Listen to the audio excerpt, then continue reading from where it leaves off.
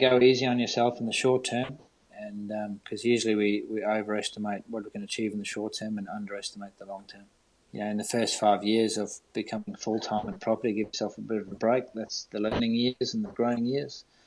And then if you've done it right, you should accelerate heavily between years 5 and 10. You are listening to the Property Developer Podcast, your home for tips, ideas and inspiration to help take your developing to the next level. Now here's your host, Justin Getty. Hello and welcome to the Property Developer Podcast. Thanks for joining me. We have a great show for you today. I speak with Brendon Ansell from Velocity Property Group about how and when to accelerate your property development business. I think you will enjoy some of the insights that Brendon will share with us. Before I get to Brendon, here's a quick wrap-up of what's been happening with my townhouse project. The roof is finally on along the rear row of terraces, so we are much more weather resistant now, which is great given the dreadful weather we've had in Melbourne over the past few months. The stairwells have also been installed in the rear properties, so I can now wander around the first level, which is great, as I can get a better feel for the size and dimensions of the rooms. I have to say, I was pleasantly surprised by how roomy they felt. I also got to pick up on things which are hard to appreciate on paper. Things like wardrobe sizes, corridor widths, ceiling heights, and bathroom dimensions. I actually met one of the buyers on site to look at his property. He told me he was worried about the size of the garage and the bedrooms. But he too was impressed with the dimensions and feel of the place, so he walked away very happy. So that was good. And walking around the properties, you see things that you would do differently, like not having a plaster wall up the middle of the stairwell, and instead having it open with a handrail. Or places where a storage cupboard could go. Little things like that. But overall, they feel great, and I'm very happy with them. Along the front row of terraces, the first floor frames are going in, so that has been good as I can get a better idea of their size, and can now begin to see the interplay between the front row and the rear row of terraces. All in all, it's moving along nicely, and I've just about finalised all the buyer inclusions. And finally this week, I'm off to another auction to see if I can buy me a new development site, so please cross your fingers for me. Okay, on to today's guest, Brendon Ansell from Velocity Property Group in Brisbane. Brendon is doing some great developments and is really ramping up his business, which is exciting to see.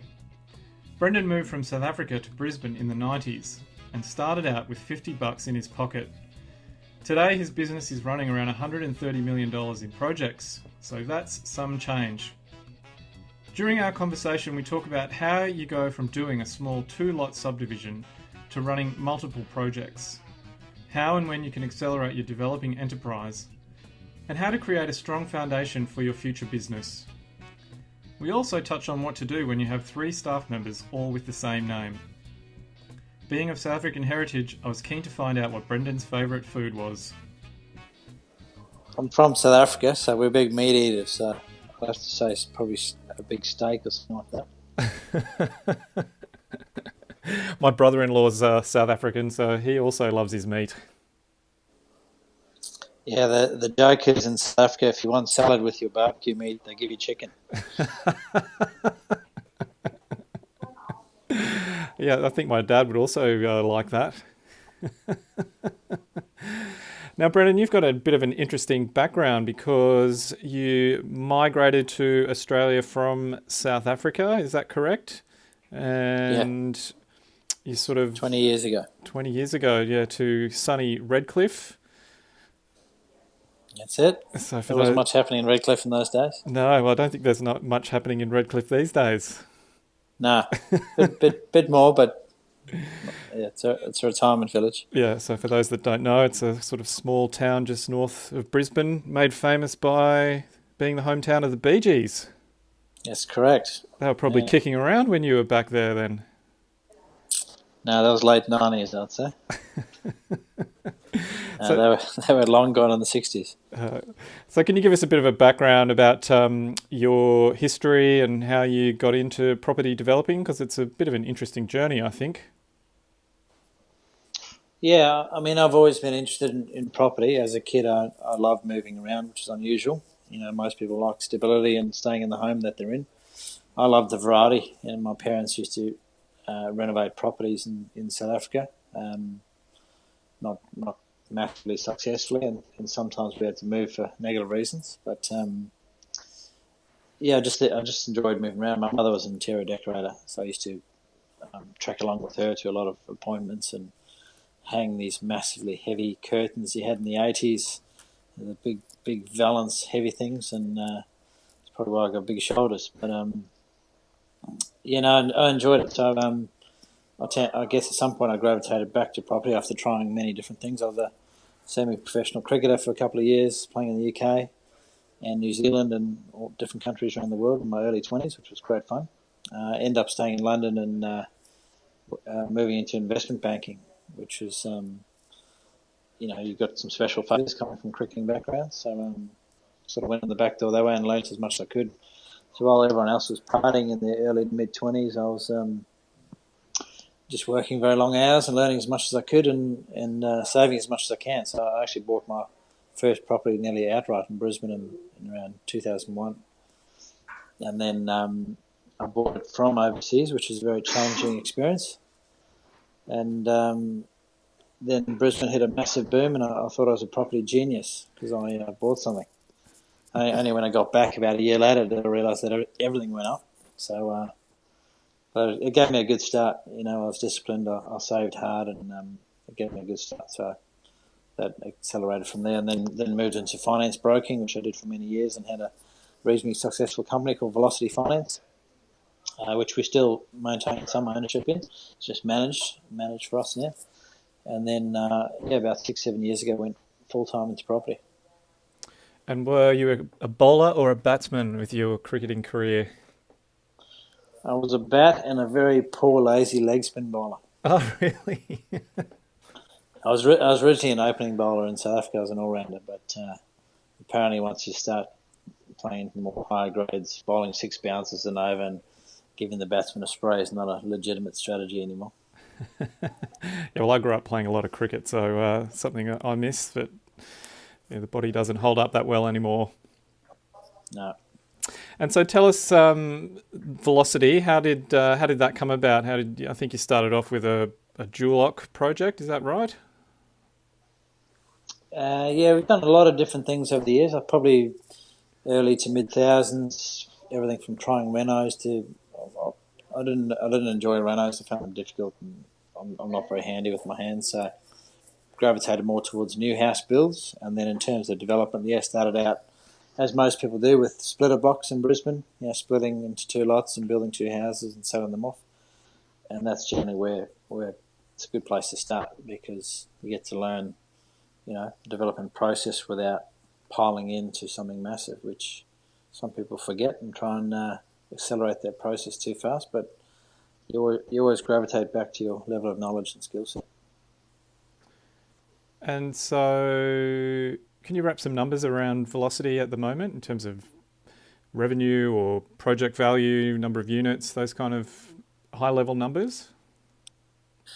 We decided to really accelerate it 2 to 2.5 years ago, and we partner up with the Singaporean fund, and that's accelerated us pretty quickly the last few years. We've currently got on the go in Brisbane and the Gold Coast approximately $130 million worth of projects, around 9-10 projects at the moment. So we're pushing pretty hard, but we're building a brand as well. We don't do any investment grade stock.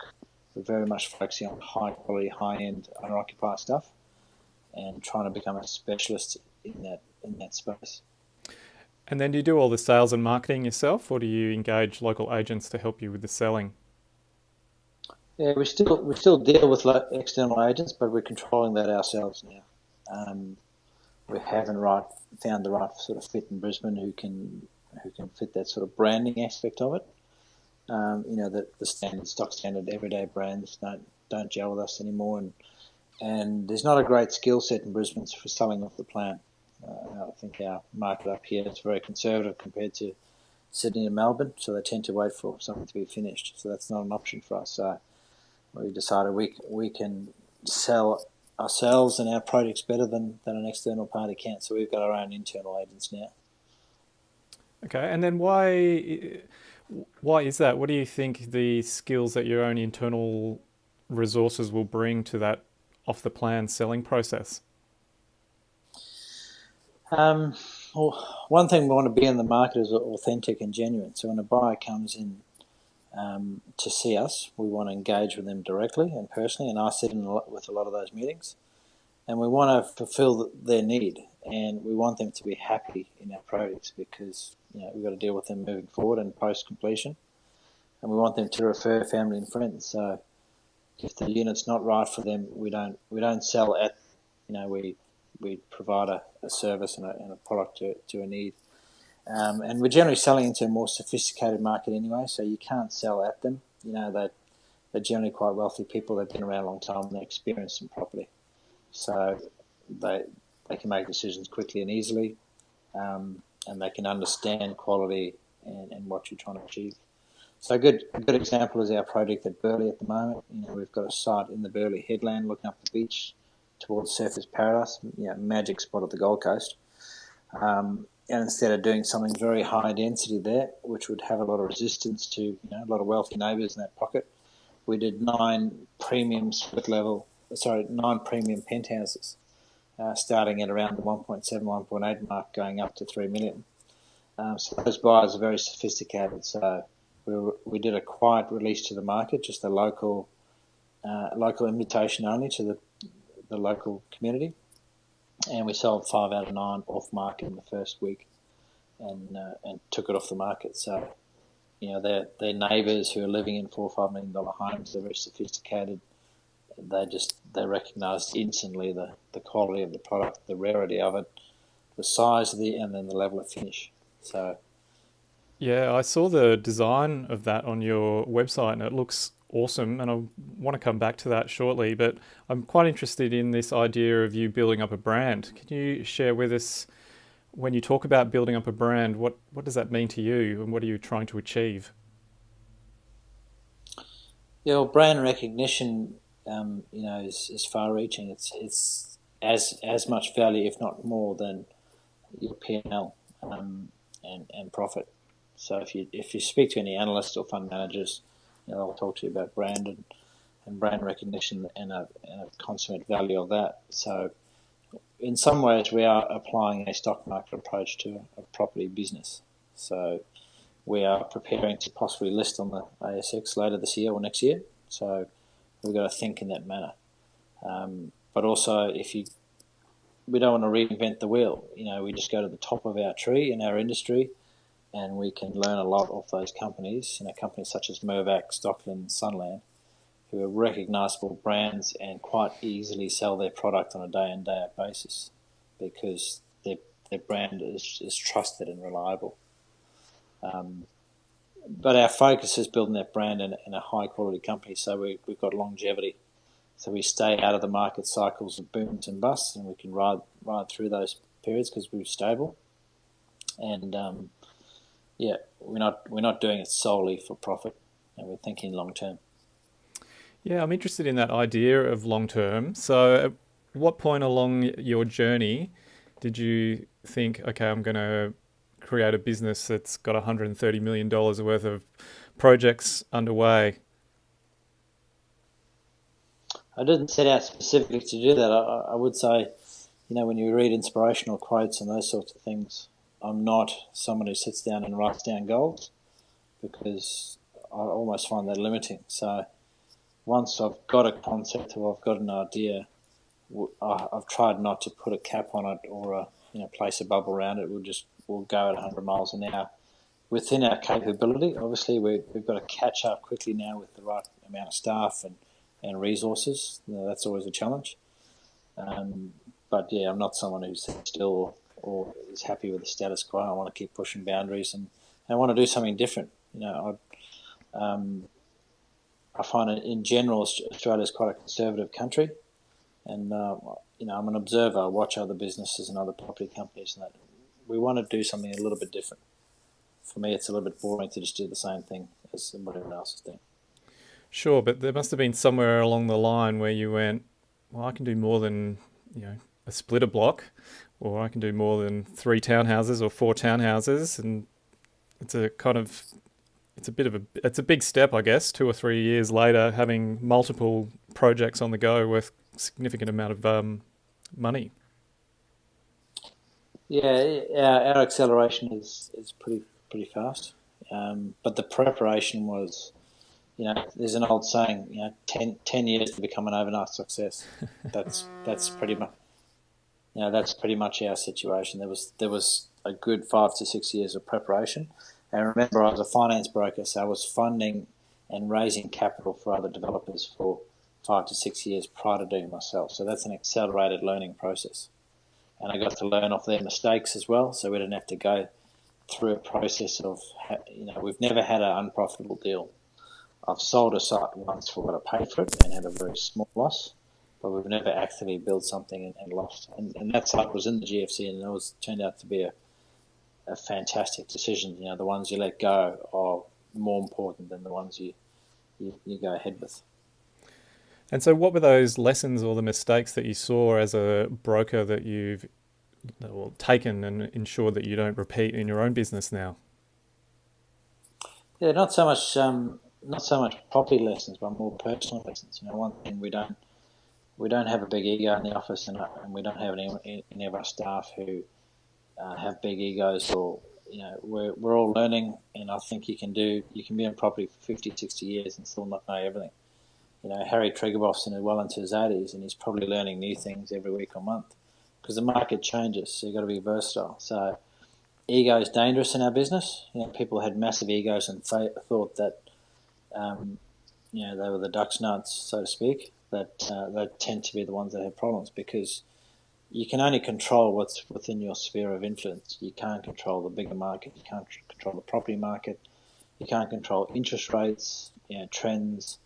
So we're just trying to be as flexible. That's a good thing about our size at the moment. While we're accelerating fast, we're still a small, nimble company. So I can move quickly. And we're backing that up with being very strong financially.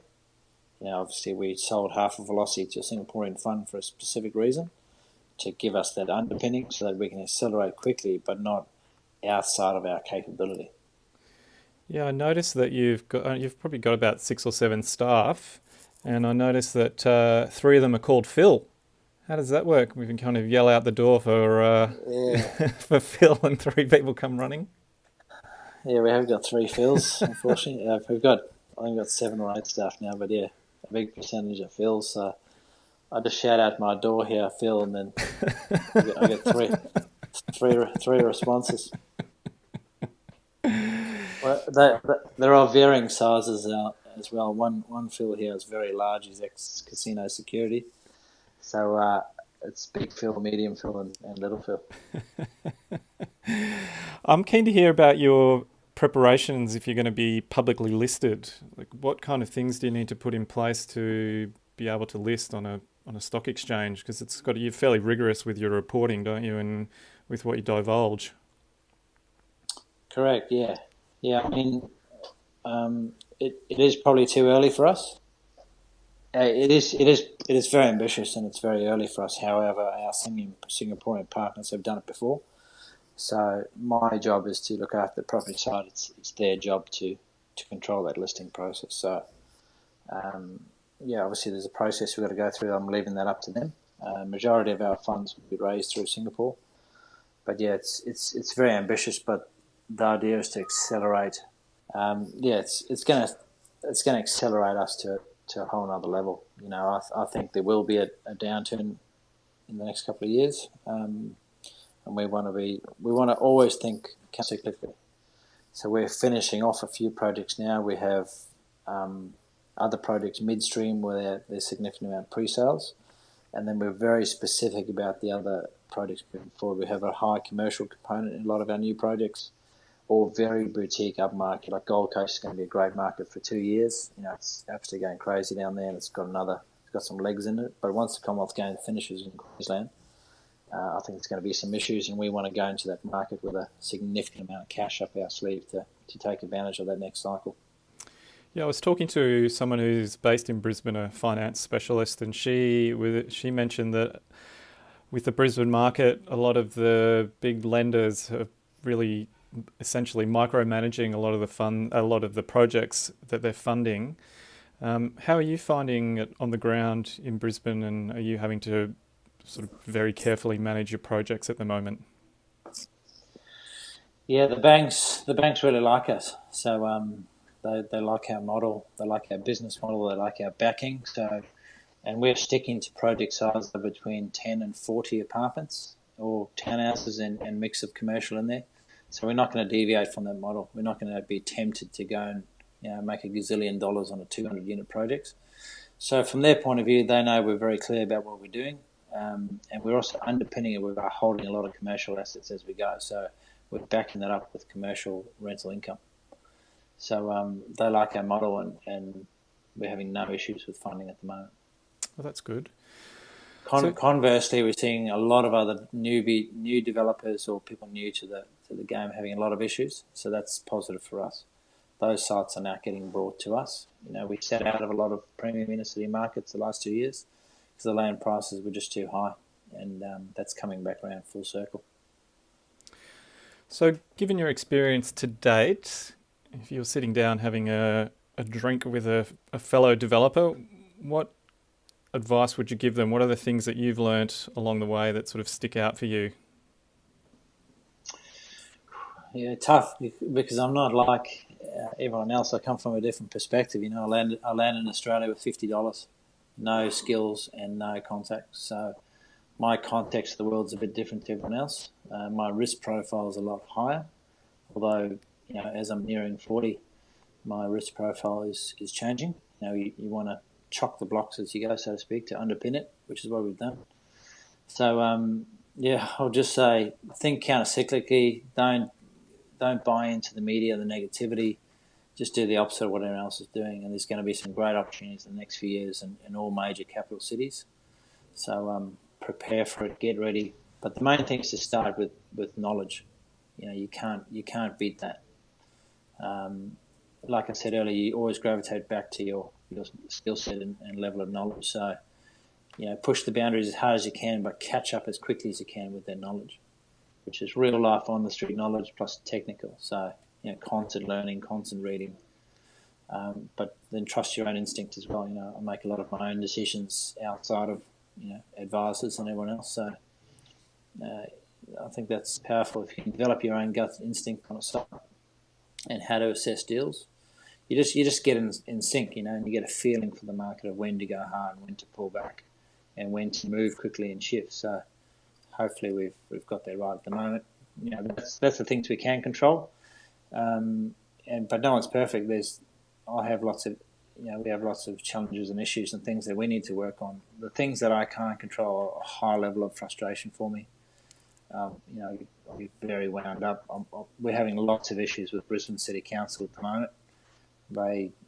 They're not setting up our city for a proud modern city. They're out of sync with what's happening on the ground at the moment, unfortunately. They're approving mass density developments in a couple of key suburbs that have mass oversupply that don't need any more. And the rest of the city that needs high quality infill projects, they're not approving and they're declining. So they've got it completely wrong at the moment. And I have no issue telling them that. And there's a growing resentment amongst very experienced developers towards the councils here who are out of sync, unfortunately. But so those aspects that I can't control are a high level of frustration for me, and I've just got to work on coping with that.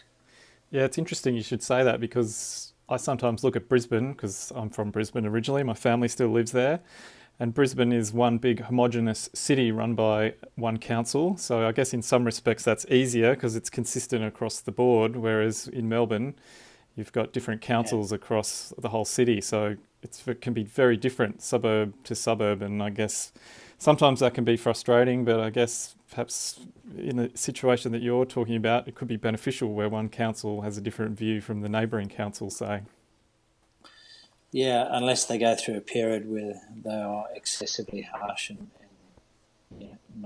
not conducive to doing the right thing. So then it's just blanket across the city bad. Whereas we go through periods when it's easy. So I guess we've got to take the good with the bad. We've had some good wins the last few years, and we've just got to get through the next few years of a very challenging environment. Unfortunately, Brisbane City Council just has an agenda now to just decline everything that comes across their desk, unfortunately. So that just lacks common sense to me. It doesn't work.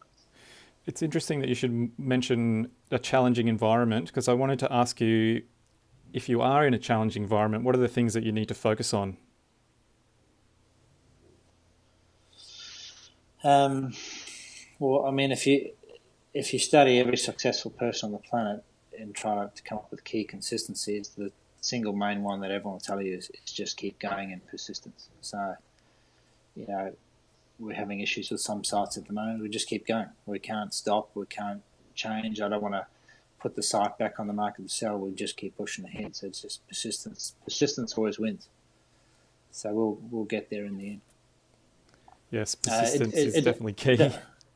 It does make it easier. Obviously, when you've got 8 to 10 projects on the go, you try and focus on the positive of what's happening. Whereas if you're doing one and it's not going well and you've got issues, then that's a different. So even more reason to grow faster. Yeah, well, I don't think there's any project that ever runs smoothly when you're doing a development. No, there's no such thing. I haven't found one yet. Oh, good, that gives me hope. I live in hope of the Holy Grail project that comes along once in my lifetime. I'll be happy with. Oh yeah, the unicorn project. Haven't seen one yet. Now, I mentioned earlier about the terrific design that you had for that Gold Coast project, and I've looked at the other designs for your projects, and I think they're really good. They're quite striking, and they stand out from the crowd. Is that something that you try to do regularly, and do you use a different design team for each project, or have you found someone that you just really work with, or that you've been able to sort of gel with? No, we use multiple different architects. Like other different types of cycles, architects flow in and out of cycles, where they're going well and they're well resourced and then they're under resourced. So we've got to keep changing and moving there. We can't sit still. But that's something I particularly get involved a lot personally in. I have a vision for a project that I've got to try and get out of my head onto paper. So everything about the site, it starts with a gut feeling when you stand on the land for the first time, and you've got to try to carry that through all the way through. So I stay heavily involved in it, and I'm close to the market. I know generally we know what people want, and we're specifically targeting wealthy empty nesters at the moment. The empty nesters hit 60, peak of the baby boomers hit 60 this year, so there's going to be a massive transition over the next 5 to 10 years. And unfortunately, there's not a lot of product being built for them. All the development focuses have just been on jamming in as many cheap, small units as you can get onto a site, and then hope someone buys it at the end. Well, if the Chinese market's not there to buy it, or, interest rates head up and investors clear out, well, people always need a home. So, demographics dictate that that section of the market is going to continue to grow and have a greater need. Yes, I agree. There is going to be a big market for those kind of buyers over the next 5 or 10 years, and there's an opportunity there for people that can recognise it and build stock for them. Correct. But they're fussy and they know what they want, so there's building stock for them and there's getting it right. If you get it wrong, you've got a project that no one wants. Yeah, and then how do you stay in touch with those buyers, or you mentioned you're close to the market? How do you do that?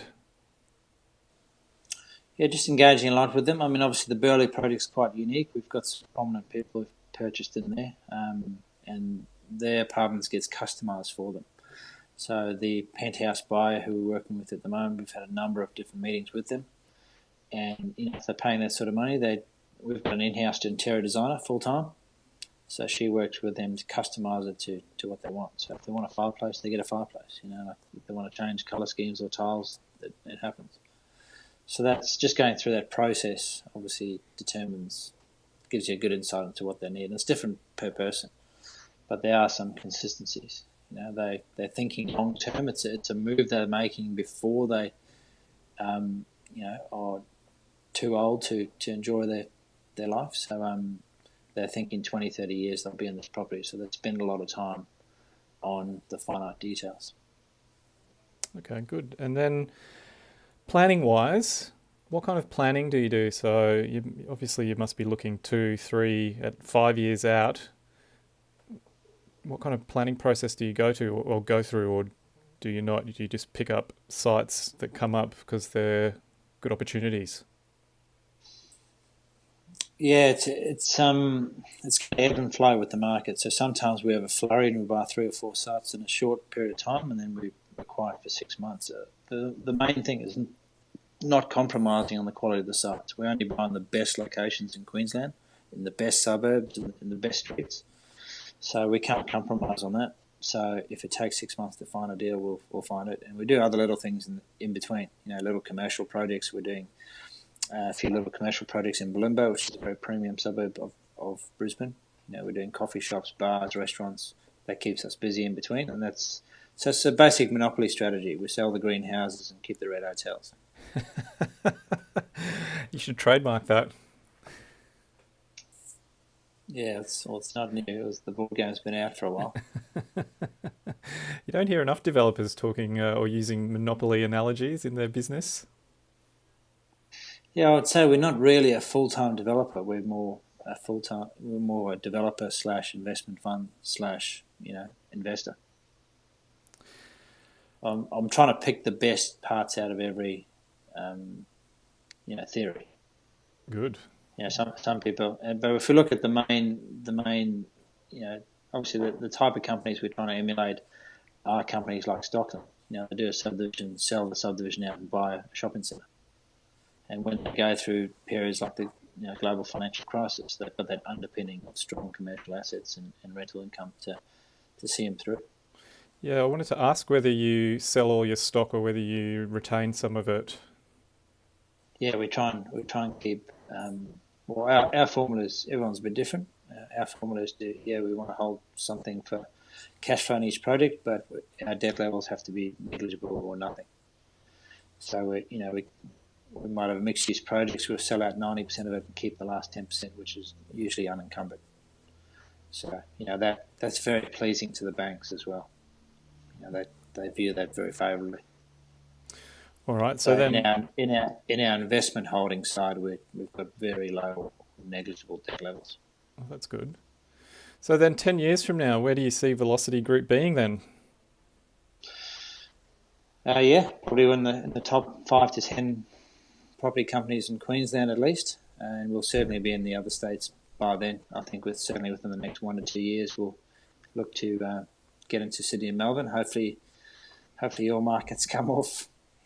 By then, at least to give us an opportunity to get in before it's so expensive down there. Oh yeah, it's really crazy. It's still quite hot. I've just missed out on trying to buy 2 sites in the last sort of 2 weeks, and just got blown out of the water with offers. So I'm kind of scratching my head about what to do, to hang back or go in hard. Yeah, so we'll sit out of those markets until that sorts itself out. Now tell me, what have you learnt about yourself, Brendon, along the way? Well, there's skill sets you learn, and then there's skill sets and traits you're born with. I'm probably one of the most stubborn people that anyone will ever meet. So that can be a positive and a negative. It can be both. Stubbornness makes you persistent, and I'll just keep going. It's very hard to beat me down. I'm a very strong personality.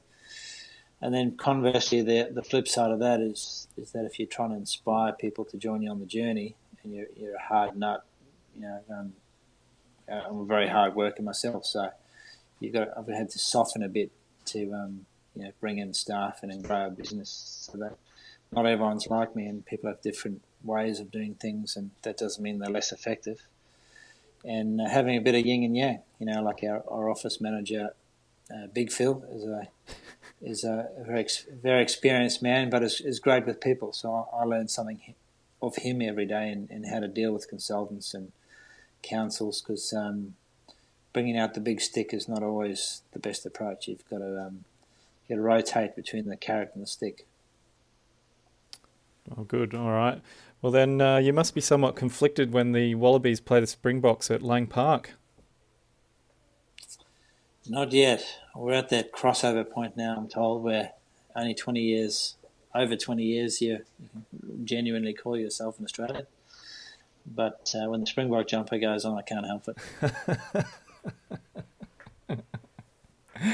I had to throw that one in. All right, well...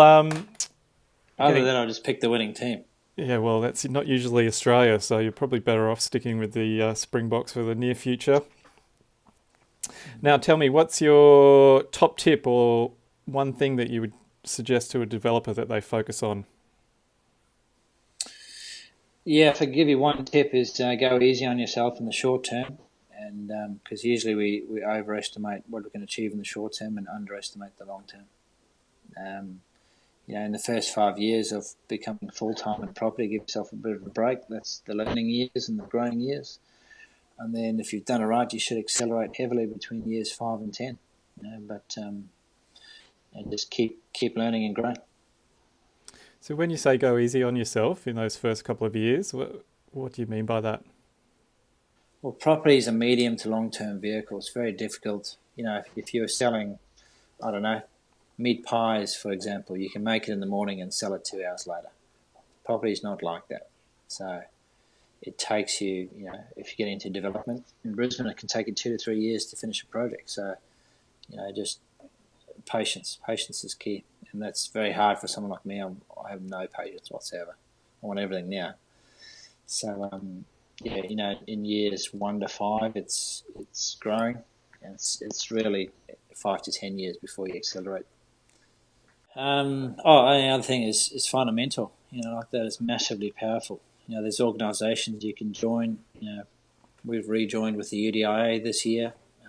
There's some very experienced people in there who turn up at the functions for no other reason than to give back. So find a good mentor. My mentor is a very prominent person in Queensland who's not far off being a billionaire and one of the top property people in the state.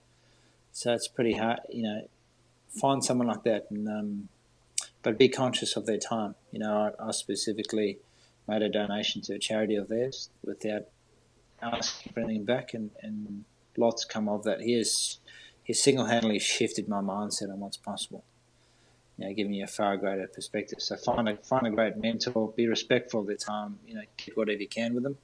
I understand too that a lot of people are very busy in their own businesses, and if it doesn't well, just keep looking for someone else. So could you just elaborate a little bit on that shifting of your mindset?